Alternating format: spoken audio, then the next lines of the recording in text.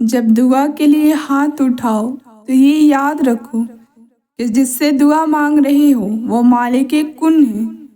جب دعا کر رہے ہو تو یہ دھیان میں رکھنا کہ وہ المجیب ہے، یعنی دعا قبول کرنے والا۔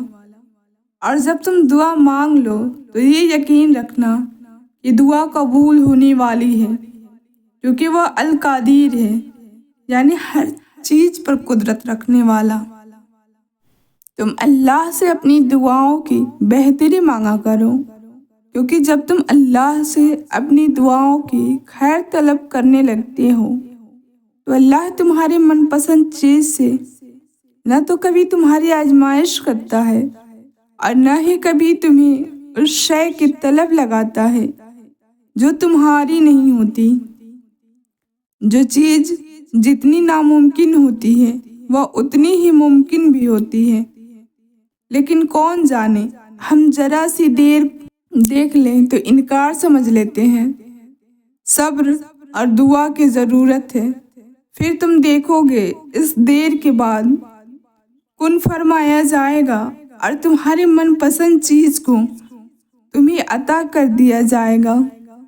دعاؤں سے فوراً معاوضے نہیں ہو جاتے، دعائیں آہستہ آہستہ تمہارے لیے اسباب بناتی ہیں اور پھر تمہیں اس مقام تک لے جاتی ہے جہاں نہ کی گنجائش ہی نہیں رہتی، جہاں تمہارے یقین کے سامنے تمہارا نصیب بھی گھٹنے ٹیک دیتا ہے اور اللہ کن فرما دیتا ہے اور تمہیں تمہاری محبت سے نواز دیتا ہے۔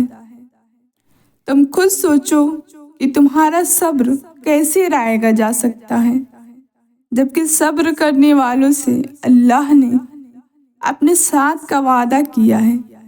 جس کے ساتھ اللہ ہو پھر اسے کس بات کا ڈر ہو سکتا ہے؟ جس کے ساتھ اللہ ہو وہ پھر کبھی بھی کمزور نہیں پڑ سکتا۔ اگر اللہ نے تمہارے دل میں کسی کی چاہت ڈالی ہے اور تمہیں دعا مانگنے کی توفیق بھی دے رہا ہے تو ہو سکتا ہے اللہ تمہاری چاہت پہ راضی ہو اور بس تمہیں آزما رہا ہو۔ اللہ تمہاری دعاؤں پر راضی ہے تبھی تو وہ تمہارے دل سے اس چیز کا خیال نہیں نکال رہا۔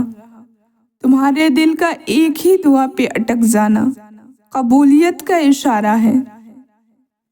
جلدی ہی وہ دن بھی آئے گا جب تمہاری ساری دعاؤں کو حقیقت بنا کر تمہارے سامنے کھڑا کر دیا جائے گا اور انہیں دیکھ کر تم کہو گے یا اللہ میں تو انہیں بھول چکا تھا، اور پھر اللہ فرمائے گا پر میں نہیں بھولا۔ جو دعائیں قبولیت میں وقت لے رہی ہیں وہ تمہارے نصیب میں لکھی جا چکی ہے۔ آج نہیں تو کل، کل نہیں تو پرسوں تمہاری مانگی ہوئی چیز سے نواز دیا جائے گا۔ دیر کا مطلب تو یہ ہے کہ تمہارے حق میں خیر کی لکھی جا چکی ہے، کیونکہ تمہاری انہی دعاؤں سے تمہاری من پسند چیز تمہاری جھولی میں ڈال دی جائے گی۔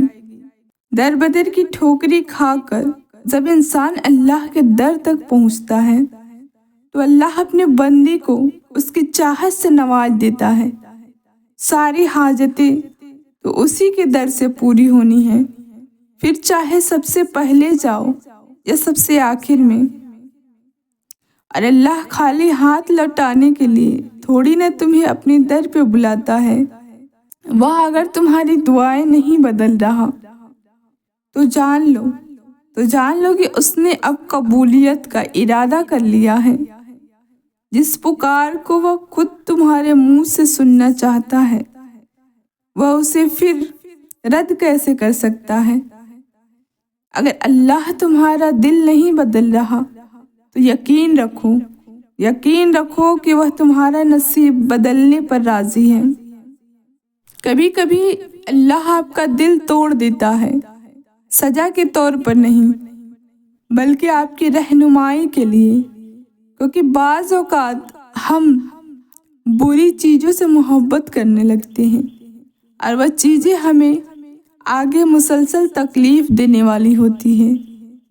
اصل میں یہ وہ چیزیں یا وہ انسان ہوتے ہیں جن پہ ہم اللہ سے زیادہ بھروسہ کرنے لگتے ہیں اور ہمیں بھی خبر نہیں ہوتی۔